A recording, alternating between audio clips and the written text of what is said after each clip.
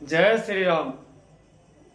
आज हम चर्चा करते हैं रामचरितमानस में वर्णित गोस्वामी जी के द्वारा एक चौपाई का, जहां पर कैकेयी को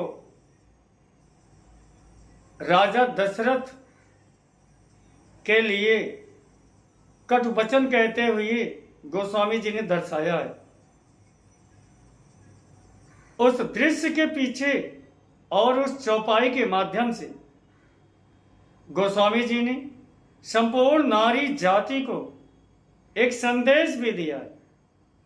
जब कोई नारी अपने पति की तुलना अन्य लोगों से करने लगेगी, अन्य लोगों को श्रेष्ठ और उनकी तुलना में अपने पति को कनिष्ठ, छोटा, कमतर बताने लगेगी,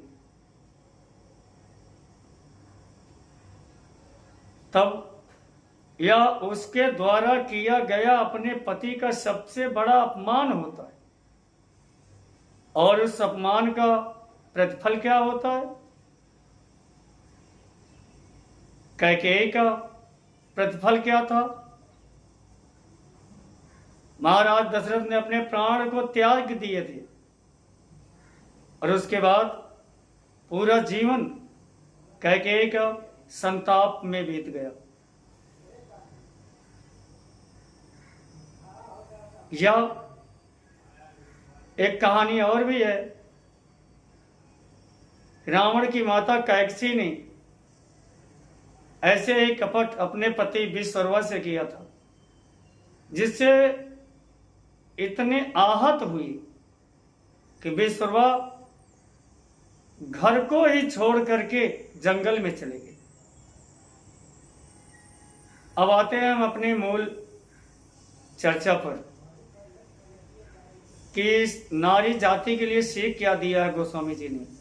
और चौपाई इस तरह से है: शिव दधीच बल जो कछु भाखा, तन धन तजा वचन प्रण राखा। कैकेयी कहती है, हे राजन, आप कौन से धर्मात्मा हो कि विलाप कर रहे हो? धर्मात्मा तो राजा शिव ही थे, महर्षि दधीची थे और राजा बलि थे, जिन्हें अपने न जीवन का मोह रहा, न धन का मोह रहा, सब कुछ त्याग दिए, लेकिन अपने वचन का पालन किया, अपने प्रणों का पालन किया, और आप विलाप कर रहे हो। यह इसका अर्थ है। और इसके पीछे की सीख क्या है कि जब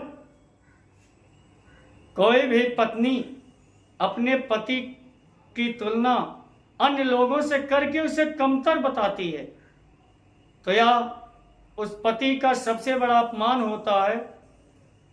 और इस अपमान से इतना आहत भी हो सकता है कि वह अपने प्राण को त्यागने की सोच रख ले, या विश्वकर्मा के जैसा घर को त्याग कर जंगल में चला जाए। इन दोनों परिस्थितियों में इस तरह से कटु वचन कह करके, दूसरे लोगों से तुलना करके अपने पति का अपमान करने वाली नारी का शेष जीवन दुख भरा हो जाता है। इसलिए इस चौपाई की सीख यही है, किसी भी नारी को अपने पति का अपमान दूसरे लोगों की तुलना करके नहीं करनी चाहिए। नहीं तो उसका पति इतना आहत होता है, वह कोई भी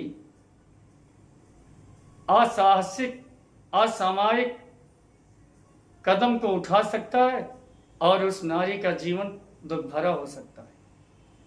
इसी सीख और संदेश के साथ सभी मित्रों को इस आशा में, अगर यह वीडियो आपको पसंद आए तो हमसे जुड़ें, हमारे इस चैनल को सब्सक्राइब करें, कमेंट करके अपने जवाब दें,